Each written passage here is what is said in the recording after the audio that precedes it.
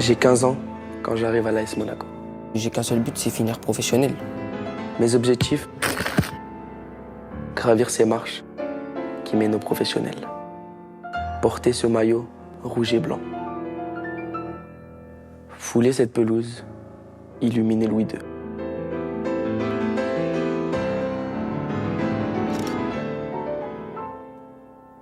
Exceptionnel. Crac. Pépite. Le futur. Ça ne fait que commencer. Je sais que le plus dur reste à venir et le meilleur aussi.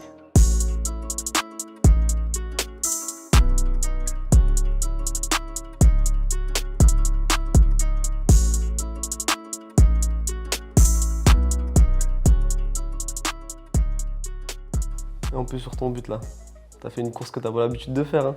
Ouais, c'est une nouvelle course débloquée. C'est qui que t'as cassé la tête avec ça? C'est le coach en sélection, là, Walid Regragui. Ah, ça t'a cassé la tête avec ça? Il m'a dit que si je voulais devenir un grand joueur, si je voulais avoir des stats, il fallait foncer dans la surface et croire en mes coéquipiers pour pouvoir recevoir le ballon. Et aujourd'hui, ça a marché. Ilyes, pour le moment, il coche les cases, même si mon boulot de coach dit toujours de faire attention. Il y a encore du travail, il y a encore de la régularité. Mais comme j'ai dit au petit, il sait ce qu'on attend de lui. On attend toujours beaucoup plus de lui parce qu'on connaît son talent et je pense qu'il a bien compris le message. Et tu mets combien de notes sur ce match? Je sais que toi, t'as l'habitude d'être dur, toi, vas-y, dis-moi. J'avoue, je suis dur avec toi. Aujourd'hui, je pense 6,5.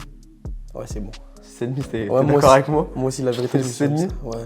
6,5, c'est toi qui ouvre le score. Premier but en Ligue des Champions, tu fais une très belle course. Même en première mi-temps, tu es sur les gros assauts de ton équipe. Par contre, heureusement, il ne marque pas sur ma passe d'Imar. Parce que là, je redescends à 4 mois tout seul. Là, Là, je te descends à moins 1, là, je te redescends. Là, tu as tué ton but si tu fais ça. Là, je descends trop bas, là. Mais bon, heureusement, ton gardien a fait un arrêt. C'est notre petite habitude. On regarde chacun de nos matchs. Après le match, on a l'habitude de débriefer, de se donner une note, de dire à l'autre ce qui est allé, ce qui n'a pas été bien.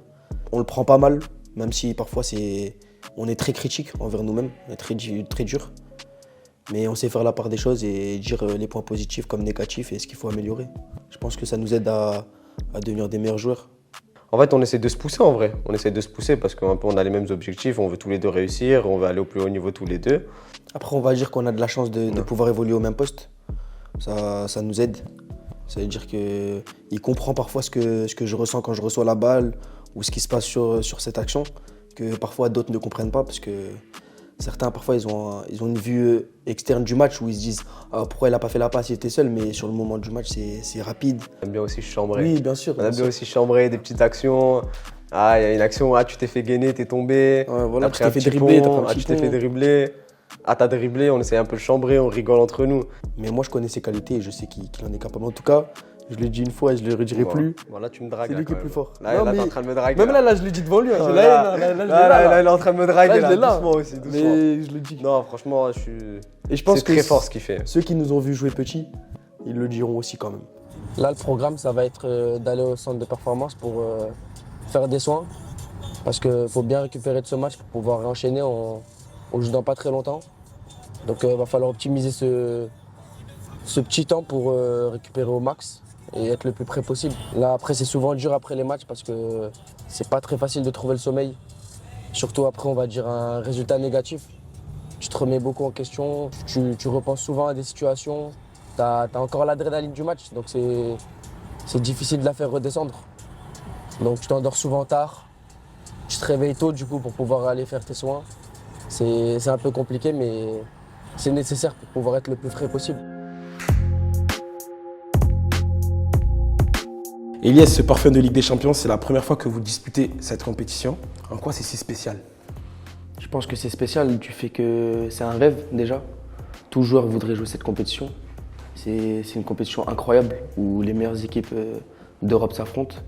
Et c'est une compétition qui fait rêver. Dès que tu entends la musique, quand tu rentres sur le terrain, c'est incroyable. Tu vois bien évidemment les matchs de Ligue des Champions, c'est les matchs les plus attendus, on va dire. C'est des grosses confrontations entre les meilleures équipes de chaque championnat. Et ça laisse place à des matchs magnifiques. Vous voulez laisser votre trace dans cette Ligue des Champions? Toujours. Hein. C'est un rêve de gosse de pouvoir y participer. Donc, une fois que tu es sur le terrain, tu as envie d'y laisser ta trace. Ah oui, la détermination, ça c'est sûr, je l'ai. Moi, j'ai qu'un seul but, c'est finir professionnel. C'est mon rêve depuis petit, c'est pour ça que je fais des sacrifices. Et j'ai qu'un seul but, c'est finir professionnel. Ça vous fait quoi de vous entendre ainsi? Franchement, j'étais un bébé. Hein. Là, quand je vois ma tête, comment je parle et tout, j'étais vraiment un bébé. Mais ça montre déjà que je pense que je savais ce que je voulais en arrivant directement à l'AS Monaco. Il n'y a rien qui a changé, la coupe de cheveux, c'était toujours la même. Ouais, c'est toujours la même. Un peu moins d'épaisseur, on va dire. Vous étiez toujours déterminé à devenir professionnel, c'était capital pour vous? Ouais, je pense que ça l'a été, ouais. Ça l'est devenu. Pourquoi? À cause du déclic? Ouais, il y a eu ce déclic qui est, je pense, connu de tous maintenant, ça a été le décès de mon père. Et je pense que c'est ce qui a fait que ma détermination a basculé et j'ai tout mis dans le football pour pouvoir réussir. Après le décès de mon père, j'ai eu la chance de pouvoir partir avec la famille de mon collègue en Tunisie pendant 1 mois et demi. Et je pense que c'est là où vraiment mentalement j'ai percuté et j'ai pris conscience de mes qualités, on va dire, et que c'est là où j'ai bossé réellement, physiquement, pour me créer un coffre et un physique pour pouvoir réussir mes objectifs. C'est comme un supplément d'âme, ce décès. Il fallait le rendre fier en fait. Ouais, c'est ça exactement, il fallait le rendre fier, il fallait marquer, on va dire, son nom. Et jouer avec son nom derrière mon maillot, c'est ma plus grande fierté. Avant, il jouait un peu plus bas, il jouait plus au milieu de terrain en tant que 6, 8. C'est après, en grandissant, qu'il a commencé à aller un peu plus haut. Parce qu'avant, il était un peu moins rapide, il était un peu, on va dire, un peu bouboule, comme on dit. Bouboule, ça sort d'où ça? Comment ça, il était bouboule? En fait, il était un peu gros, on va dire, quand il était petit. Il n'était pas comme maintenant, il était plus petit, un peu tassé, il n'était pas comme maintenant, athlétique. Et c'est pour ça qu'il avait son petit surnom, on l'appelait Boulette, un peu pour le taquiner. Et après, il a grandi, et il a pris en muscle, et c'est devenu une autre personne. Pourquoi ce choix à Monaco?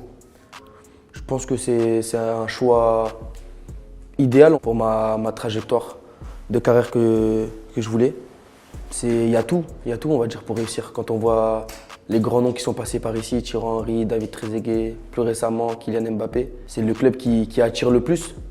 Il y a, que ce soit par le nouveau centre de performance qui nous aide à être au mieux au quotidien, que ce soit sur les terrains et en dehors.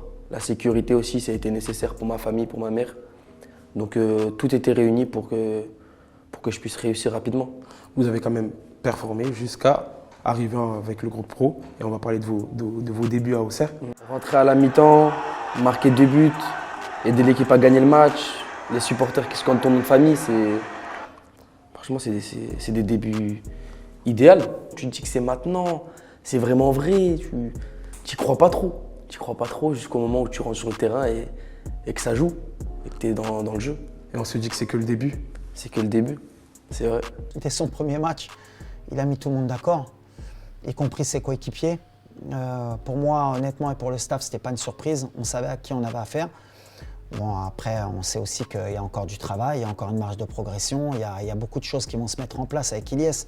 Il faut qu'il découvre l'Afrique, il faut qu'il découvre le football africain, il le découvre petit à petit, on essaye de l'accompagner. Mais bon, c'est un 2005, quand on voit le potentiel, quand on voit comment il s'est imposé, quand on voit comment il progresse, on est content que ça se passe comme on le voulait pour le moment. Justement, on sent que vous prenez énormément de plaisir à jouer au football. Ouais, exactement, pour moi, ça reste une passion malgré que ce soit mon métier. C'était un rêve de gosse de finir professionnel et aujourd'hui j'ai réussi, j'en suis très fier et très content, mais c'est que le début de quelque chose de grand, j'espère. Vous aviez des idoles, des modèles, Messi, Neymar, Exactement. Ronaldinho. Ouais. C'est très Barça tout ça. C'est très Barça, c'est vrai, mais c'est peut-être la physionomie de jeu du Barça qui me plaît aussi. Je pense qu'elle me ressemble le plus. Et c'est ces joueurs-là qui m'ont fait le plus kiffer pendant ma jeunesse. J'ai grandi avec des Neymar, Messi, Paul Pogba, Ousmane Dembélé, c'est des joueurs qui m'ont fait kiffer. Il a des talents incroyables. Il a des talents, mais voilà, c'est une pépite de l'AS Monaco. Il n'y a pas de souci pour le futur avec lui. Je dirais peut-être qu'il manque quelquefois de faire des passes. Je pense que je dirais un conseil de faire un peu plus de passes sur le terrain, mais sinon incroyable. C'est vrai, vous ne faites pas beaucoup de passes? Non, c'est pas vrai. J'en fais beaucoup des passes. Après, c'est vrai que parfois, peut-être que je dois libérer un peu plus vite, mais ça fait partie de mon style de jeu. Il faut que je progresse sur ça. Vous allez suivre ces conseils? Ouais, pourquoi pas? Tous les conseils sont bons. Jusqu'où vous voyez aller en termes d'objectifs? Le plus loin possible. Je me fixe pas de limite, sincèrement. Vous avez des rêves comme soulever le ballon d'or? Oui, bien sûr. Bien sûr, je pense que c'est un rêve que tout le monde a en tête. Certains ont peur de le dire ou peur d'y penser. Moi, non. C'est un rêve de gosse. Mais je rêve aussi plus de trophées collectifs, comme une Coupe d'Afrique des Nations avec mon pays ou une Coupe du Monde. C'est des trophées qui sont incroyables, ou une Ligue des Champions avec l'AS Monaco ou le titre de Ligue 1. C'est des titres qui font rêver. Vous pensez qu'il est capable de remporter la Ligue des Champions ou le ballon d'or dans l'avenir? Oui, bien sûr.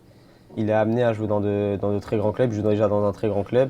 Mais je pense que son évolution fera qu'il ira jouer dans de plus grands clubs, qu'il ira côtoyer des grandes compétitions. Et s'il continue comme ça et son évolution continue comme ça, il pourra aller chercher le très haut niveau du football.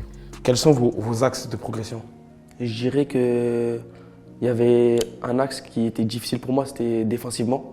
Mais je pense que cette saison, j'ai réussi à rectifier le tir un peu. Je m'améliore au fur et à mesure des matchs. Et après, je dirais être encore plus décisif pour aider l'équipe à gagner, puisque j'en suis capable. Vous avez porté le maillot de l'équipe de France chez les jeunes, mais c'est finalement le Maroc que vous avez choisi. Pour quelle raison? C'est simple, je pense que je savais ce que je voulais. J'en étais sûr, donc j'ai foncé. Quand l'équipe nationale du Maroc, l'équipe A, fait appel à toi, et notamment le coach qui t'appelle plusieurs fois pour te parler de la sélection, pour t'expliquer comment ça se passe, je pense que tout le monde aurait foncé. C'est un choix évident pour moi. Mes deux parents sont d'origine marocaine. J'ai un gros rapport avec le Maroc, de fait de comment j'ai grandi au sein d'une famille marocaine. Et c'était un choix évident pour moi. Mon réseau aussi me l'avait signalé, des amis très proches qui me parlaient de l'énorme talent d'Ilyes. Et donc forcément c'était quelqu'un avec qui on voulait absolument travailler et qu'on voulait avoir la chance d'avoir parmi nous en équipe nationale. On savait que c'était un joueur de talent international pour le futur, même si quand on est jeune, on n'a jamais cette certitude, mais avec Ilyes quand même, tous les radars étaient, en tout cas tous les feux étaient ouverts pour dire que ça pouvait être un futur crack dans le futur. Donc j'avais pris contact avec ses proches dès ma prise de fonction pour savoir un peu justement quelle était sa situation, comment il se voyait. Est-ce qu'il se voyait plus avec l'équipe de France, avec l'équipe du Maroc? Non, franchement, ça n'a pas été un choix difficile, même si on a côtoyé les équipes de France de jeunes. Franchement, le Maroc, c'est le pays de nos racines, c'est le pays de nos parents. Franchement, on ne se voyait pas choisir autre chose que le Maroc, parce que choisir le Maroc, c'est un peu représenter sa famille, c'est la fierté de nos parents et surtout de notre père. Je pense que c'est ce qu'il aurait aimé. Et c'est un de nos plus grands regrets un peu, qu'il ne l'ait pas vu jouer avec le Maroc. On a eu beaucoup de réunions, que ce soit avec sa famille, avec le joueur, pour justement lui proposer le projet de l'équipe nationale. Et ensuite, dès que Ilyes déjà s'est imposé à Monaco, parce que c'était quand même une priorité qu'il puisse jouer en club, dès qu'on a vu qu'on pouvait avancer dans le même timing de sa carrière, les choix étaient faits de sa part. Mais nous, il a été fait très tôt pour qu'il nous rejoigne. Bah déjà, je pense que le discours, déjà, il se sent marocain. Sa famille est d'origine marocaine. Il a des valeurs forcément qui rejoignent l'équipe nationale du Maroc. Je pense que c'était un rêve aussi pour lui, jeune, de rejoindre cette sélection. Maintenant, comme je l'ai dit, aujourd'hui, le football a changé. Ça ne suffit plus pour qu'un joueur puisse choisir une équipe nationale. Il faut lui proposer un projet. Il faut qu'il ait aussi, par rapport à ses ambitions, des moyens. Et le fait de lui proposer on va dire un projet cohérent avec ses ambitions, et comme Ilyes est ambitieux, ce qui est logique pour des très grands joueurs comme lui, le fait que l'équipe nationale ait quand même fait une Coupe du Monde demi-finale, que derrière on ait gagné la CAN U23 et qu'on puisse lui proposer des Jeux Olympiques, une CAN à domicile, une Coupe du Monde en 2030 qui est sûre d'être organisée au Maroc, c'est beaucoup plus facile pour pouvoir convaincre ses joueurs, même si lui, la réalité est qu'il était déjà pratiquement convaincu de nous rejoindre. Quels sont vos objectifs avec la sélection? Je pense qu'elles ont été claires entre lui et moi quand on s'est vu dans le rendez-vous. Je lui ai dit et il sait, je suis un très grand compétiteur, lui aussi ça en est un. Et ça a été clair que moi si je viens avec la sélection c'est pour essayer d'aider le pays à remporter une Coupe d'Afrique, une Coupe du Monde. Je sais que c'est pas impossible, on a l'effectif pour, on a le vivier pour.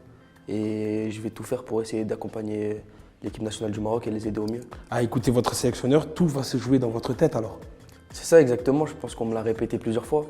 J'ai les qualités pour aller au haut niveau. Choix gagnant, vous disputez les JO à Paris, médaille de bronze. La première médaille olympique pour le football marocain. C'est ça. C'est déjà historique et c'est incroyable. On commence déjà à remporter, on va dire, ce petit titre. C'est quand même pas rien, une médaille de bronze dans des Jeux Olympiques. On avait tous nos supporters qui sont venus, voir toute cette atmosphère autour de nos matchs, tous ces supporters, tout le peuple. C'était quelque chose qui nous a poussés et qui nous a fait énormément de bien. Quand l'équipe nationale elle joue, il y a un engouement incroyable. Ils nous poussent à chaque match et je pense que c'est ce qui nous rend meilleurs. Ça reste une fierté pour votre père. Énormément. Franchement, j'y pense tout le temps dès que je porte le maillot. Et c'est quelque chose qui me pousse moi aussi à être encore meilleur. Et au niveau de l'adaptation, jouer avec des joueurs comme Hakimi, Mazraoui? Non, c'est des joueurs qui m'ont très vite mis à l'aise quand je suis arrivé. On a un groupe qui est quand même assez jeune, donc on s'entend tous très bien. Et après, je pense qu'il y a les qualités pour, donc sur le terrain, c'est assez facile. Objectif Ligue 1, retour à votre quotidien. Vous êtes actuellement 2e. Quels sont vos objectifs? Le titre? On va pas le dire tout, je pense pas. Je pense que nos objectifs, c'est d'abord de finir sur le podium. On souhaite se qualifier chaque année pour jouer à la Ligue des Champions. C'est ce que l'AS Monaco mérite. Et c'est de redonner, on va dire, la gloire passée à ce club. Aller chercher le PSG, ça vous semble possible? Oui, après on sait que c'est une très très forte équipe qui domine le championnat année après année. Mais c'est pas non plus impossible. On a les qualités pour le faire, après on verra bien. Il semble plus prenable que ces dernières saisons? Non, je pense pas. C'est une équipe qui finit tout le temps premier de ce championnat. C'est très rare qu'elle n'y arrive pas. Les débuts changent, leurs résultats changent, mais à l'arrivée, c'est souvent la même chose. Donc on ne se fait pas de fausses idées. Ça, c'est un message encore plus particulier. C'est-à-dire? Regardez, je vous prie. Bien sûr, c'est une très grande fierté. C'est la fierté de la famille. C'est quand ils jouent, tout le monde est branché devant la télé. C'est encore plus suivi. Le Maroc, c'est avoir le nom de notre père sur son dos avec le maillot du Maroc, c'est magnifique. Ilyes, si tu m'écoutes, bon, je pense que tu vas m'écouter parce que c'est suivi quand même téléfoot. Continue comme ça, continue à bosser, continue à rendre fier la famille et on se rejoindra très haut, on s'affrontera, t'inquiète pas. Votre frère Salim. Incroyable. Je pense que si j'en suis là, c'est notamment grâce à lui. C'est une personne qui a énormément compté pour moi et qui compte toujours aussi, qui est toujours là pour moi. Il était là hier au match contre Benfica, il essaye de venir me voir le plus souvent, de passer du temps avec moi. C'est vrai que notre enfance, on va dire, elle n'a pas été souvent facile, on ne s'est pas vu beaucoup de fois. Il est parti à Nice en préformation, je suis parti au Pôle Espoir. Après, il est parti à Marseille, moi je suis parti à Monaco, donc ça a été souvent très compliqué de se voir. Mais quand on se voit, on a une complicité assez forte, donc tout va bien. Se rencontrer un jour sur le terrain, face à face, c'est votre rêve ultime? Ouais, c'est un rêve de gosse, on va dire. C'est un rêve de gosse de pouvoir s'affronter sur un terrain. Je pense que deux frères qui ont grandi ensemble avec cette rivalité footballistique, de pouvoir se rencontrer sur un terrain en professionnel, ce serait quelque chose d'inoubliable.